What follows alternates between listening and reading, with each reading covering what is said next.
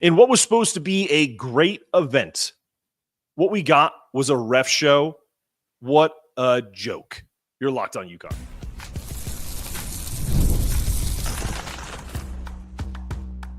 You are Locked On UConn, your daily podcast on the UConn Huskies.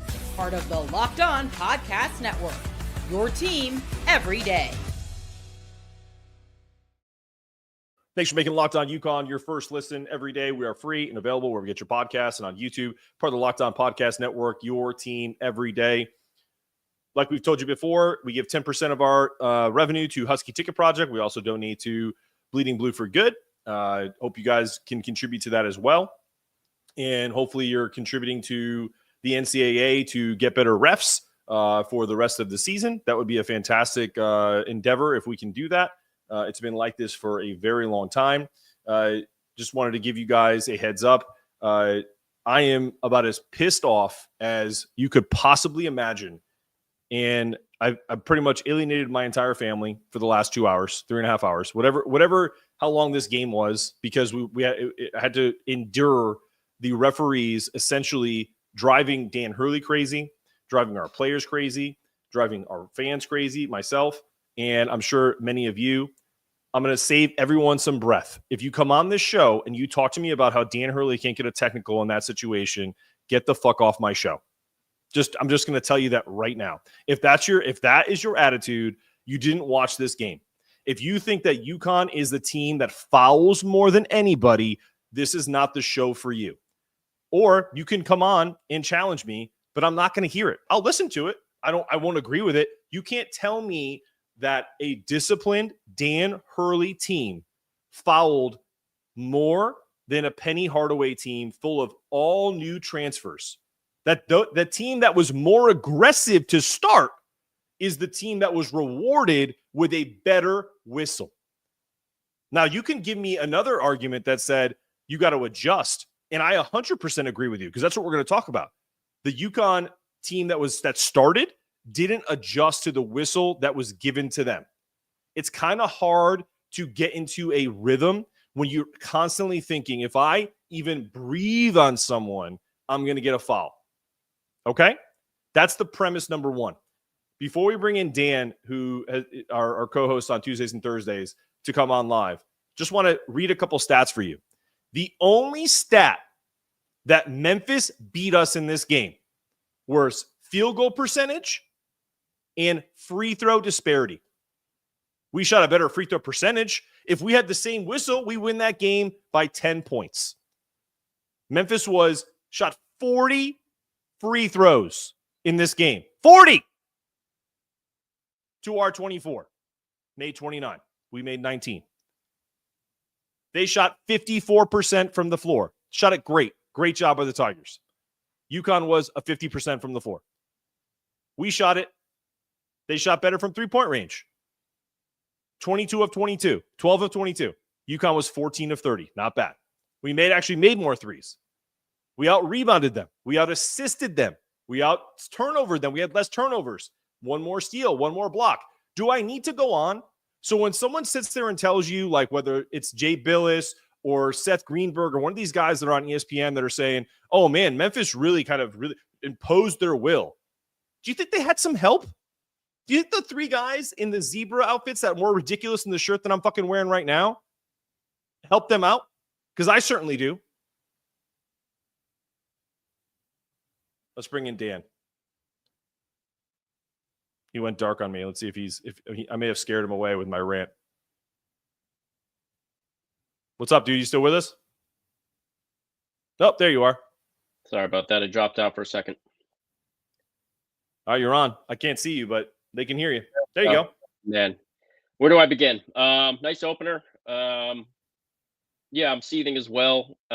You covered it with the refs and that whole debacle. I'll try to hit it from another angle.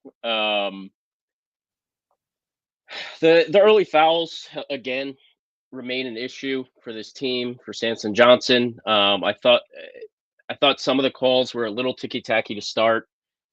Dan Hurley was in the referee's shirt from the first minute of this game.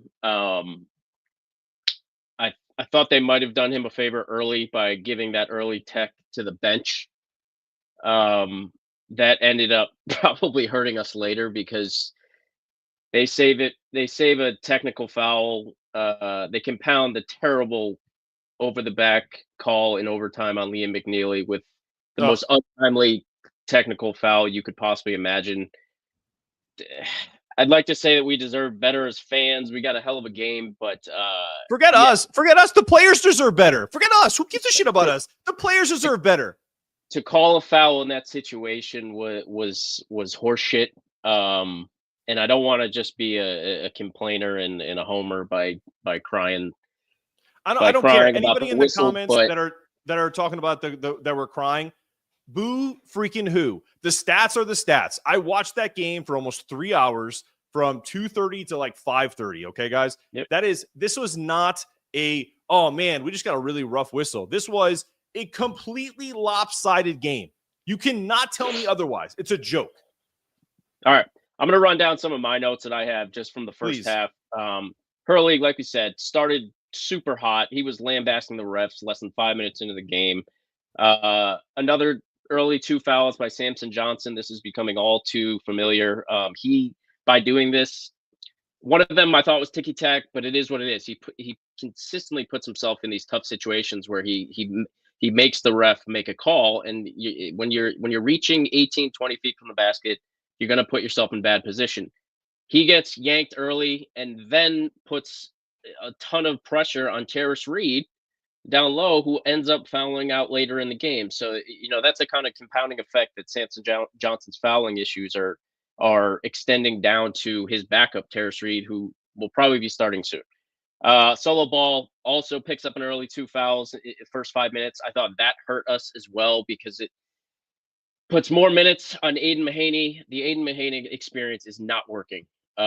He's inefficient. I think there's been a few situations early in the season here in multiple games where he is not trusting the process of continually moving the ball. I think we've had some issues some of these guys are being too passive, but I think UConn is never going to have an issue where they're running out of shot clock. They're always going to just keep moving the ball and you'll get an open look. Mahaney is settling too early in the shot clock with 10 seconds left, taking contested 2s with a taller guy in his face, and they're not going in. He's inefficient thus far throughout the season, and he's a liability on defense. Again, Solo picking up 2 early fouls doesn't help that situation. But I thought Terrace Reed was awesome. Again, comes off the bench, another big double-double, 20 and 10. There's a couple instances where I thought his recognition was really strong in some points where and credit to Memphis all night. These guys took it to UConn all night. Incredibly aggressive. I agree. On-ball defense was fantastic, forcing the issue. They shot the ball well. A lot of good shot making on their end offensively. I thought Terrace Reed's recognition, realizing that there was no open cutters, he just backed his guy down like Adam Sanogo, and I thought his recognition there was really good. He was awesome again tonight. The unfortunate foul out, but again, this was a lot of chippy, ticky-tack calls. Game went to overtime. I'm not surprised to see some foul trouble. Caravan was great again. A lot of great decision making. Stewie, great first half. I think he doubled his career high in points in the first half alone. Unfortunately, didn't get to see a lot of him in the second half as things got close. Yeah, that was the first half for me. I'll let you kind of chime in. No, look, after I just got my initial rant, because this is for people in the chat that are like, oh man, blaming the refs is lazy. You know who says that? Radio hosts who are afraid that someone's going to call them up and say, I don't want to advertise with you anymore because you're blaming people versus the team. Listen, could UConn have played better? 100%. Did Memphis play really good? Yes, they played very well. They shot better than us at times. They had elite guard play. Tyrese Hunter was a absolute baller tonight. PJ Haggerty is a flopper. And I'm going to show you something before we even get to any of the callers, okay? Because I got this video sent to me. Let's see if I can find it. It's on my desktop here. This was a foul called on Terrace Reed. Show me where it is. Let's see if we can get to it. Watch it again. kicks him in the shin, and that was a foul called on Terrace Reed. Let's watch it again for all those who are like, oh man, this is blah, blah, blah. That was a foul on Terrace Reed. What minute was that literally, I honestly, it was in the first half, I think, or it might have been early in the second half.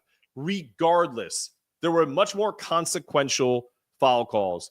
It is unconscionable what they did out there today, to the point where Dan Hurley has been in a good place where he hasn't lost his mind like he did tonight, because he knows that he can go to that dark place.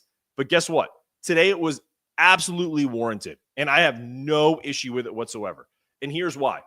When a coach doesn't even want to hear your explanation as to why you got a foul. There was a point in the game where I'm watching my TV. It's a huge TV, crystal clear.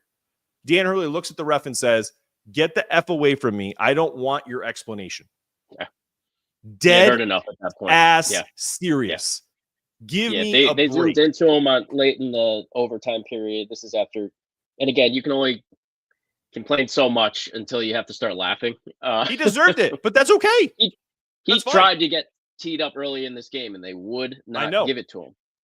They wouldn't give it to him, and to swallow your whistle and give that much of a verbal leash to a coach, they're trying to do him a favor by not teeing up, but he wanted one. He wanted one late in the fourth, the entire second half, the entire game. He was asking for it, but to hold your whistle that late and then compound an already bad call on the over the back by Liam with a minute to go in the game, to call a tech after the guy that I'm not even going to call it soft. It's just terrible. They zoomed into Hurley after that, and he just looked straight in the ref's face and said, "You stink. You stink." You're a and joke. that's all I said. You're a joke. Yeah, a bunch of times. it was rough. Let's right. again. Let's get some people in. Yeah. We got some folks in. I'm gonna go. This is the order. You guys are all in here. We got Ross, Bernie, Silky, John, and Maz. That's the order. What you got, Ross? You've been waiting the most. Yeah. Hey, man. Can you guys hear me just well? Yep, we hear you just fine. Excellent, man. Hey, I'm not going to pick up on any of the points that you guys really had, because I feel the way you do is too. But I am a Civic season ticket holder for the Civic Center. And one of the things that I picked up early in the process against UConn is, we just non-elite guards kept taking us into the paint and finishing. And you just kept seeing that over and over again. I was like, this is a fucking problem, right? And now you go up against truly elite guards who can shoot lights out, dribble, drive, step back, hit threes, ridiculous, and they put pressure on us all night. Now I can say the refs freaking jobbed us, and that's real. But Memphis kicked our ass. I want to end it this way, just as a comment. Of the games I've seen at the Civic Center, I didn't really see a team. I saw some talented dudes out there that had some spark. All right, they're out there on the court. But tonight, even despite the fact that we just got had, right? We played our asses off. And I saw people's shoulders drop. And nevertheless, members of the team picked themselves up. When we fell down, someone else came off the bench and made it happen. Tonight, despite the loss, I really saw that grit. I like where we can go. And Reed, oh my God. Now that was a surprise, guys. An absolute surprise. Terrace Reed was incredible tonight. That's the key, the glue that I think we're going to need to build off, because those other pieces are going to come in. I'll pause, guys. Appreciate you, man. Good comments. I really I'm going to drop you off, man, because we got a lot of people waiting, but I really appreciate you, Ross. I appreciate you, getting season tickets to Hartford. That's cool. No, great comments. Honestly, I agree. I think on the positive side, I think we found that two things, one positive, one negative, is Terrace Reed is that dude. It's not that he was just dominating younger guys or smaller guys when they would switch, but Cisse is a big dude. Forget the other dude's name that Sampson pushed, but he essentially dominated the paint and got anything he wanted. And I thought they went to him a little too late, but also that's part of that slow down offense that goes with it. All right, let's get Bernie in here. What you got, Bernie? You're muted. Hello. Can you hear me? Yes, sir. Go ahead. Okay. Just a couple of things. Number one, it's the 5th game of the year. Okay. If it was like Elite 8, Final Four, national championship, I would be pulling what little hair I have left on my head, and I'm bald. Okay, number one. Number too. two. Yeah. Number two. I totally agree. I mean, I get nervous when UConn plays. Okay. So when I went online, I go to NCAA.com and I'm watching and I'm looking at the fouls and I'm like, why is UConn getting called for like 30 fouls and Memphis is getting called for 14 fouls? I mean, the officiating was the most ridiculous thing I've ever seen in my entire life. And I've seen a lot of college basketball. I've been a UConn fan for over 40 years, and I have seen some really bad officiating. But tonight was horrible. I thought James Breeding was on the court. That's how bad it was. No, it was worse than James. Okay, number three. If Samson Johnson is in that starting lineup tomorrow, then why bother having him play any game? I mean, getting a foul call like the first minute of the first half, and then getting another foul call not even 4 minutes into the first half. I mean, he's just not getting it. Reed gets it. I think in the next game, Reed needs to be in that starting line because he can do so much. He can rebound. He can make shots. He can make free throws. He can do so much more. If Johnson wants to be that starter, then he needs to step up his game. There's no Klingon. There's no Sonogo. He had his chance. He had his chance. For 5 games, he's had his chance. And every single game, he cannot stop fouling. He scored 2 points tonight. 2 points, and then he made that ridiculous. Bernie, I don't even. I know, and you know what? I think that's frustration. I'm not saying I'm not excusing it, and I don't care if he scores 0 points. Look at Donovan Klingon in the NBA at 0 points and 19 rebounds. I could give a rip if Samson Johnson scores 0 points per game all year. He just has to affect winning, and he does not do that right now. So your point is 100% true. But I don't care about his points per game. I never thought he was going to be a 13, 14, or 8-point scorer. Even that. What we were looking for is a little bit of a leap. He was averaging like 4 or 5 points a game last year. Is to like maybe get to 6 or 7 just to kind of create a little more stuff. And right now he's shell-shocked. I understand why. Dan has talked about the guards aren't really helping him out as much on the on lob plays, but that's a whole other story. One more thing. Can I say one more thing? Go ahead. One last thing. Okay. Now, since they lost, they're either going to play Colorado or Michigan State. Now, if they win their next 2 games, they go 2-1. Do you think that they're going to drop far down the AP poll? Because right now they're number 2. Do you think the people are going to say, "Oh, UConn's not worthy of being the number 2 best team in the country"? I believe they're still a top 10 team. Your thoughts, and thank you very much for the time. We have to wait for the tournament to end first. We don't know if they win the next game. That's going to be a different conversation as if they lose. So let's watch the rest of the Maui play out, and we'll assess that from there. Point though, if they finish 2-1 in the tournament, they're still going to drop because I don't know if they'll drop out of the top 10. But I definitely think these people are enjoying the UConn loss right now, without a doubt. And so AP voters are going to use every excuse to drop our team as far as they can. You got anything else, Dan, before we get another guy in here? Yeah, I just want to talk about the guard play. We've already talked about the glaring issues about the size of our guards on offense. They can't find the lob play. They're having difficulty getting open shots. They're shooting contested jumpers, uncharacteristic of the last few years. And that's just going to be an issue all year long. They need to figure out a solve for it. Like I said, I don't think the Aiden Mahaney experience is working right now. We need to see more minutes from solo ball, obviously. But I think it was something wrong with Ahmad Noel's hand today. I saw it in wrap, but he didn't get any burn today. I don't know. He didn't get any run. I was wondering about that. Might have happened to his hand. He was wrapped up. I saw some tweets before the game, but I'm ready to move Mahaney down the depth chart for more Ahmad Noel minutes. He's ready. I got my cat hanging in the background. I apologize, but I'm so upset. The problem here's another issue with the size of the guards. It's less on offense. It's on defense. Tonight's guards for Memphis, they are 6'0" and 6'3", and they're shooting over our guards. That's an issue. 7 or 8 less assists for Memphis tonight, that's because their guards were taking spot-up three-pointers and they were hitting them. Again, a team shooting 55% from three is not going to be a thing all year long, but it's something to keep a lookout. Agreed. All right, Silky, come on in. What's up? Can you guys hear me? Yep. Yes, sir.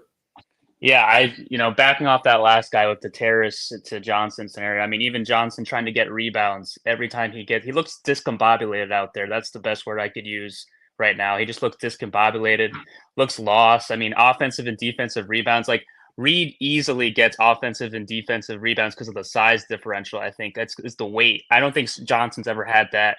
He says he's gained weight, but even looking at the centers against Memphis, it looks like he just gets bodied every time down there. And Reed, I don't see it either. I just with Reed, I see more of a one-on-one. It's easier for them to do one-on-one, not to help Sampson when he's down there in the post. I just Terrace has got to start next game. I got to see it. I got to see him start. I think he could go off for 20 and 10 every night if he gets the minutes. Agreed. Sampson's issues fouling. Yeah, let me just get this comment off and I'll let you go. Sampson's issues fouling is more than just pesky hands at 20 feet from the rim. Every single time, he's got to have better spatial awareness and know where he is on the court. He's jumping into guys. He's 6'10". He can jump out of the gym for his size.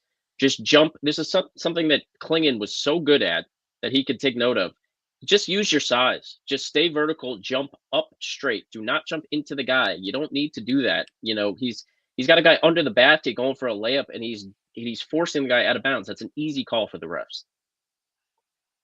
Agreed. So you got anything more for us, or I'm going to get? The guard play. It sucks to not have Tristan Ewan and Stefan. We had a luxury over the past few years of having 6'5" and 6'6" guards, and now Mahaney and Solo Ball 6'2", 6'3". It's a little different. We have a similar size matchup instead of having everybody be bigger on the court from Klingon to Castle to that was I had the size advantage 1 through 5.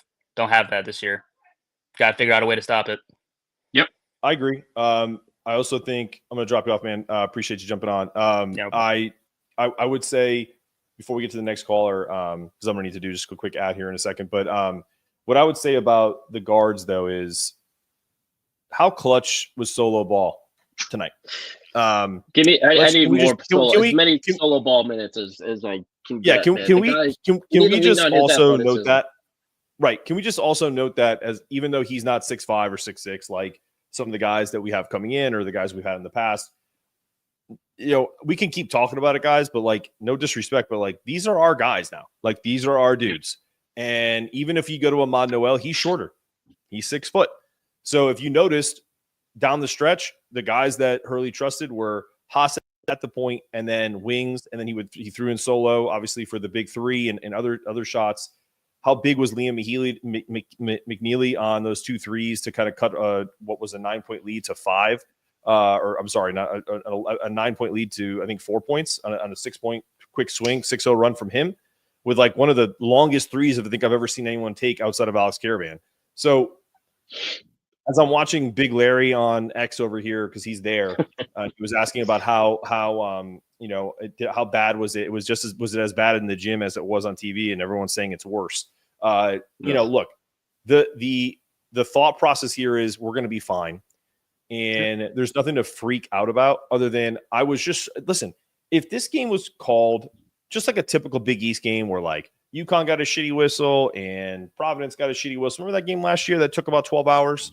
We all watched it against Providence, and it was in stores at Gamble, and it was brutal. And Donnie Marshall and Tim Brando talked about how beautiful it was. Remember that game? And all of us said, man, what a brutal game for both sides. That's the difference. Is like when you watch bad officiating, you can see it on both sides. And don't get me wrong, there were some bad whistles for Memphis, but the whistle tide swung towards Memphis from the start. And that was how it flowed for the majority of the game. And that's what marred this situation and me watching this game. You can call me a baby. You can call me not serious, whatever you want to do. Call me lazy.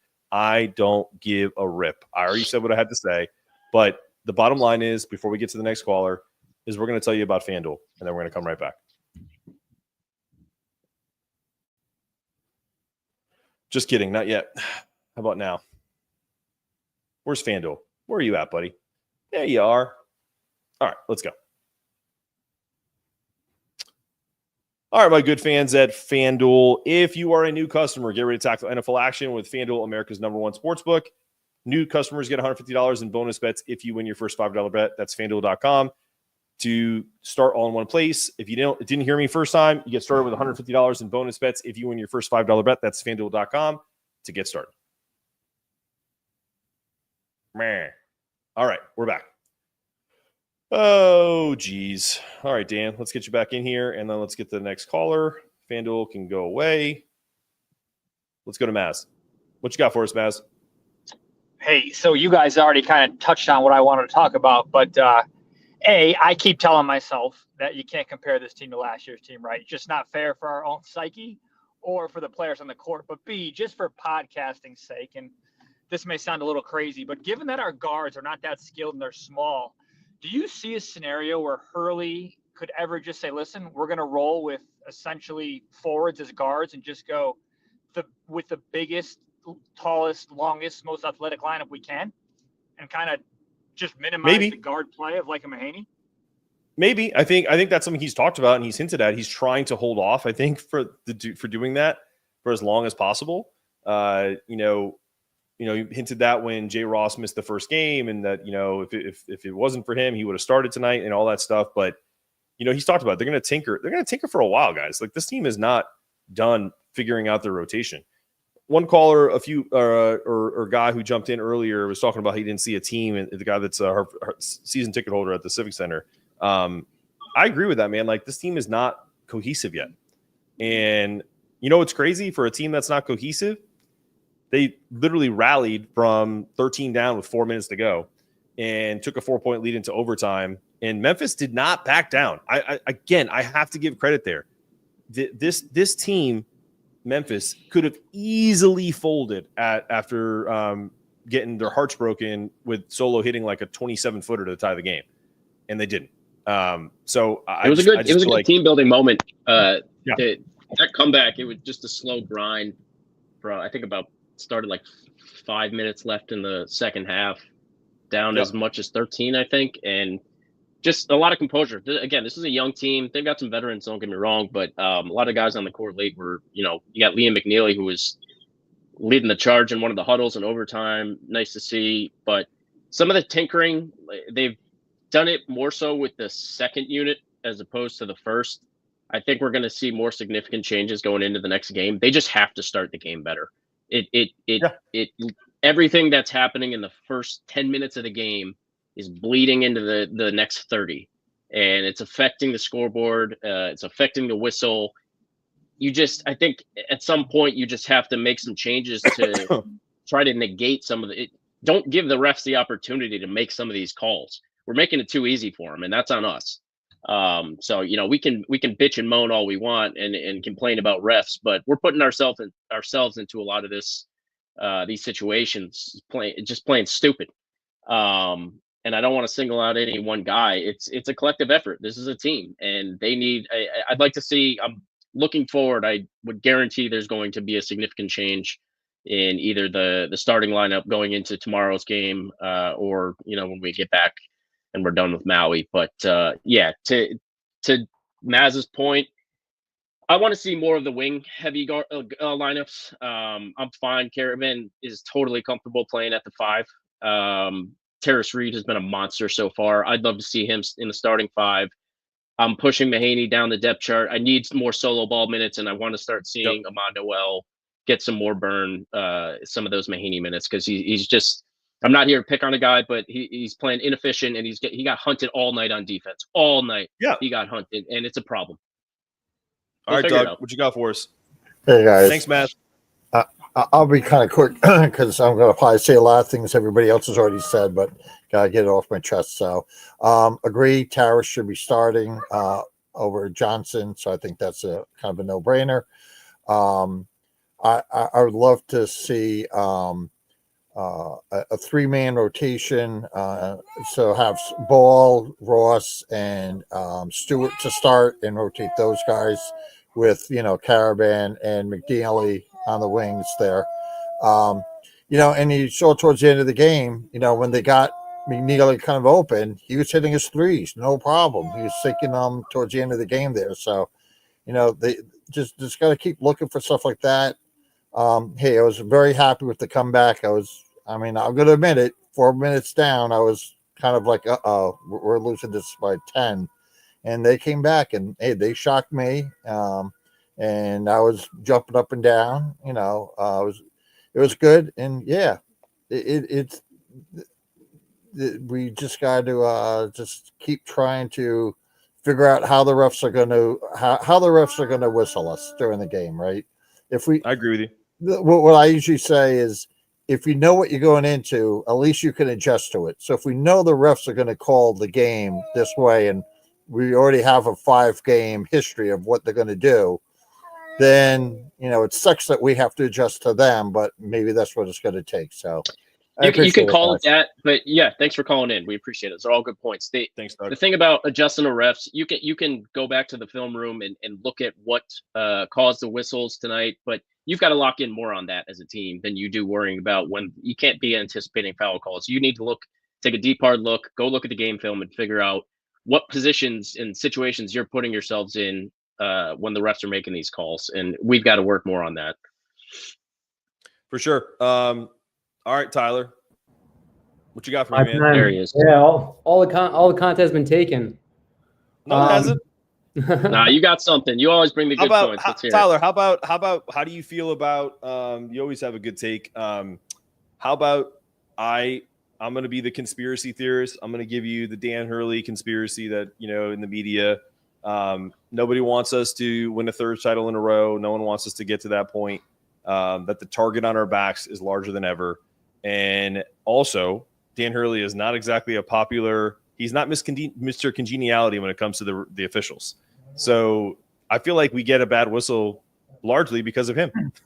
Just to be honest. Yeah. No, I mean, it's a flashback to 2 years ago. Yeah, in general, I just hate the way college basketball is refereed. I much prefer watching college basketball than the NBA. But the ticky-tack shit is dumb. Like, you got to let guys play. 5 fouls is dumb. They should have 6 fouls. I mean, I can go on. I can go on and lecture about all of it. But I don't know if there's a conspiracy. I think the whistle was bad. Like, yeah. But aside from that, there's glaring issues with this UConn team. And I don't know if I was necessarily defending Mahaney, but I wasn't quick in the first 4 games. But I wasn't quick to kind of like throw him under the bus. But it's very obvious, when him and Sampson are in together, like right now, those are the 2 weakest links out of their top 9. Those are the 2 weakest links.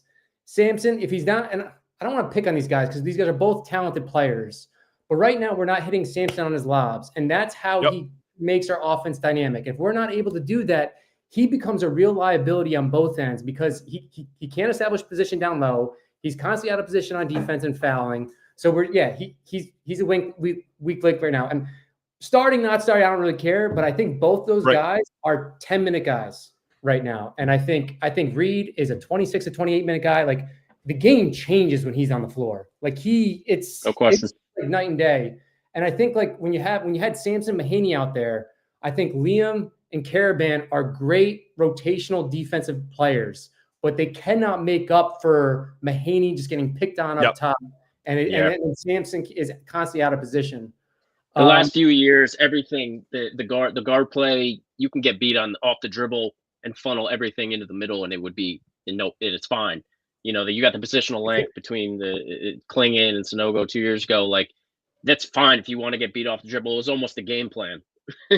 Funnel everything to the middle. Yeah. It's just a black hole with Donovan Klingon down there negating shots. Right now, if you get beat off the dribble, that's bad enough. But now you're funneling into our starter who's just jumping into guys. So it's a problem. I think they'll address it maybe as soon as tomorrow, but we'll see.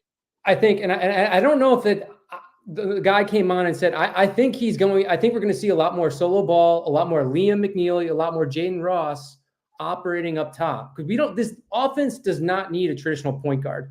So I think Noel will be good, but I don't know if you necessarily go to the freshman yet. I think solo ball, to your point about having a traditional point guard, DR is enough.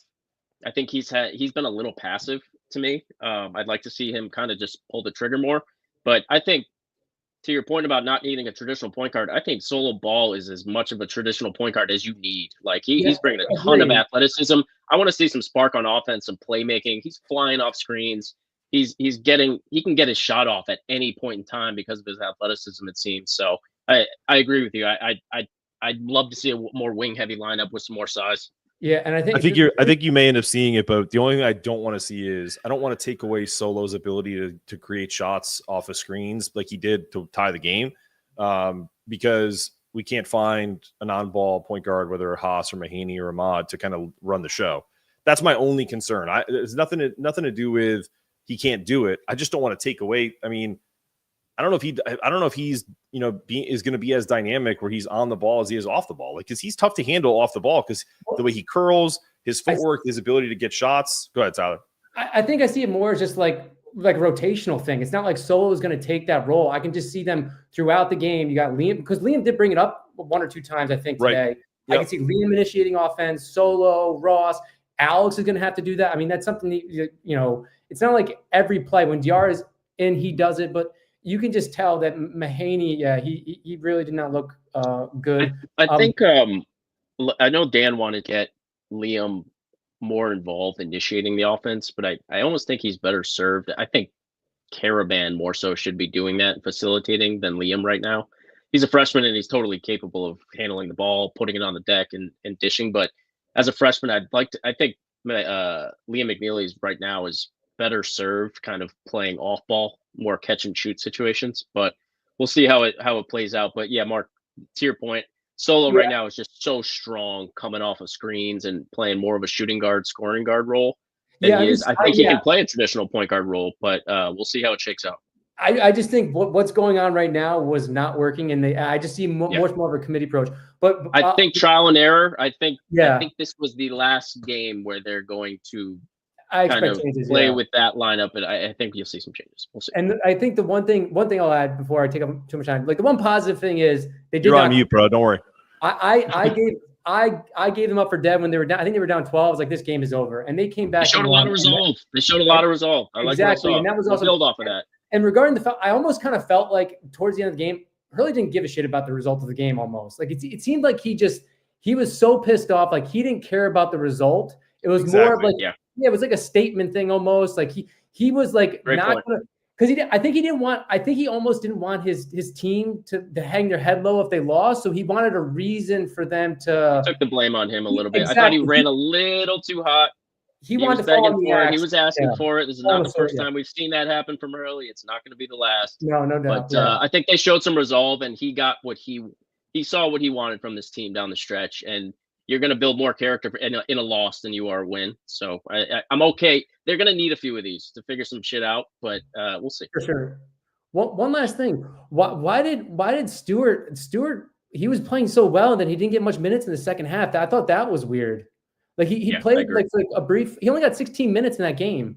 So he made a stamp in the first half. I think they were trying to get that. I think that what I saw is that listen. I don't know. This is one of those things where I wish we had a direct pipeline to Dan Hurley and ask him that question. But I think what he saw was essentially just wanting this is going to sound weird because I think Jay Stu is a good defender, but I think he wanted some more defense to try to get back in the game. And I don't know, man. I don't know. I'm sure someone's going to ask that question. I don't. Yeah, he made like, he's been like the 9th guy, 4th guy off the bench, whatever, but he made plays like just attacking the hoop, just getting open for guys to make layups. Yeah. It was a great game by him. I'm glad he had a good performance. I think you might see that might be an adjustment that they make it going forward, less defensive minded, because we're getting gashed a little bit by the smaller rosters. We might see more offensive geared lineups than defensive. So we'll see. Something to look for. Thanks, guys. All right, brother. Take care. All right, John. I'm going to unmute you and get you in the 3 host. What's up, man? What you got? Oh, you're not unmuted. Hang on. Now go. How's it going, guys? Thanks for having me on. No problem. Hey, so yeah, a lot of echoing what you guys have said and other people have said already, but we had a weak schedule coming into this game, so I don't know if that affected us at all. But Memphis is probably better than they're not ranked, not top 25. So I mean, I think they're a better team than a lot of people expect. And they're top 35 in KenPom. So ratings wise, they're up there. They're not schlubs.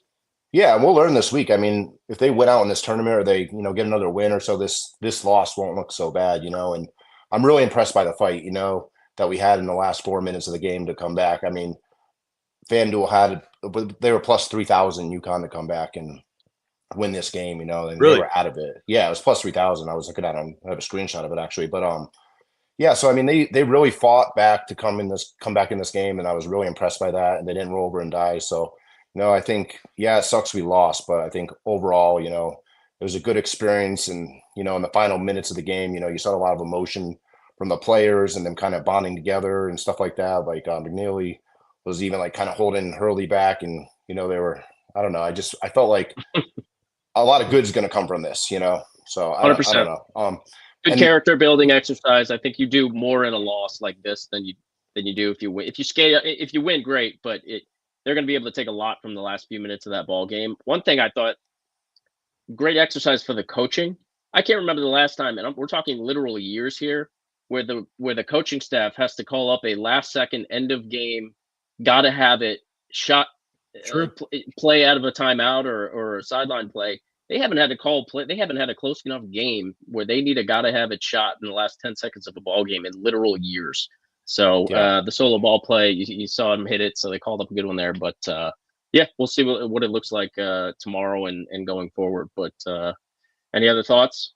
Yeah, I mean, that was just to kind of reiterate. That was like one of the best UConn comebacks I've ever seen, going back to the 04 Duke Final Four game, down 7 with a couple minutes left. But what was I going to say? I mean, let's not, this is college basketball. Let's not forget last year we lost to Creighton by 20 points, right before the end of the season, stuff like that. We perform much better tonight. Obviously, maybe they're not as good as Creighton, and obviously we're not as good as last year yet. And who knows, we will be, whatever. But it's not over yet. I'd rather have it happen early than late. Totally. All these teams in the country are still learning who they are. So Absolutely. you can take what you want from it, whether it's early in the season, midway through conference play. But I'm not mad at a loss like this. They played tough down the stretch. It's not like they got beat by 20 and showed laziness on defense. They've got to fix and clean some things up. But all in all, it's a fun basketball game, and I think we liked what we saw down the stretch from those guys clawing back. Totally. We'll see who we really are here in the next 3 weeks. We got, for sure, 4 out of 5 games are really tough coming up, besides, I think, Maryland, Eastern Shore, but the rest of them are real tough games. So I'm excited, hopefully. I just want to say one more thing. Like, coming into the season, I was worried about Terrace Reed. Like, I saw a lot of things about him maybe not being the best player coming in and stuff like that. And I'm super impressed by Terrace Reed, and he's been a monster for us. And I think that his talent is as advertised, and thank God we went and got him in the portal, because we're gonna need him all season long. Iron sharpens iron these next few weeks with some premier competition. We're gonna get our money's worth, and this team is going to be molded into what it's going to be the back half of the year in these next 2-3 weeks, like you said. Oh yeah. All right. Thanks for having me. All right, John. Guys. No problem, man. All right, guys. Look, I'm gonna go do my last ad, and then we're done, because I need to go not yell and scream, and my parents will not leave our house and not have Thanksgiving with us. So I'll be rage tweeting for the next few hours, so you can find me on Twitter. You can rage tweet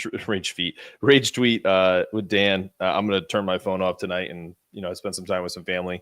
I'll watch I don't even think I'm going to be able to do the live reaction show for the women tonight, because if I do, I may end up getting a divorce. So if you're waiting for that later, I apologize. But I'm sorry. Family comes I'll be first. watching. I'll be tweeting from the Lockdown account. I think we're back tomorrow at 3:30 Eastern time. We'll see who we're playing shortly. So stay locked on. All right, guys. I'm gonna have Dan jump out. Appreciate you, Dan. Love you, man. Let me do my last ad, and then I'm gonna say sayonara.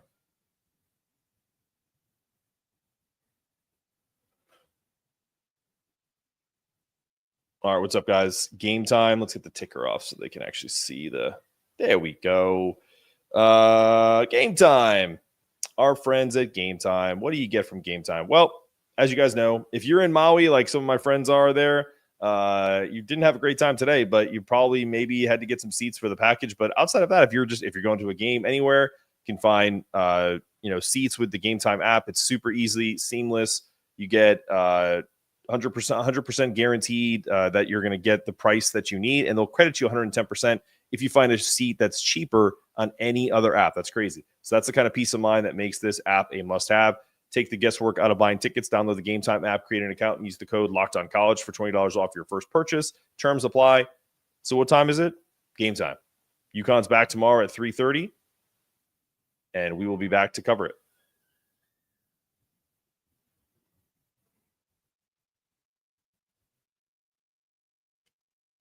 All right, y'all. This has been another episode of Locked On UConn. This is the first loss this podcast has had to cover on the men's side since its existence. Monday, November 25th will go down in infamy. I'm sure we'll have a few more this year. Not too concerned about it. The team will be fine. And just make sure you stay locked on, stay connected, make sure those toughness meters always rise. And as always, go Huskies.